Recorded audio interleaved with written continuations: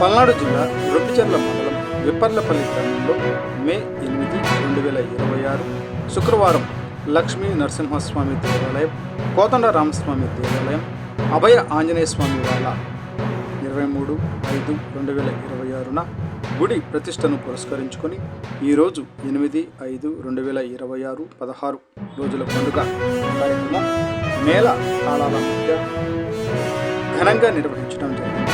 భక్తులు మొదట లక్ష్మీ నరసింహస్వామి వారి దర్శనం అనంతరం గ్రామ నలుదిక్కుల పులిమేర గవిటి రాళ్లకు పొంగళ్ళు నైవేద్యము సమర్పించుకొని గ్రామంలోని పోలేరమ్మ గుడి వద్ద పొంగళ్ళు సమర్పించుకొని భక్తులు అందరూ చివరగా బొడ్డురాయికి పొంగళ్ళు కొబ్బరికాయలు కొట్టి ఘనంగా నిర్వహించడం జరిగింది.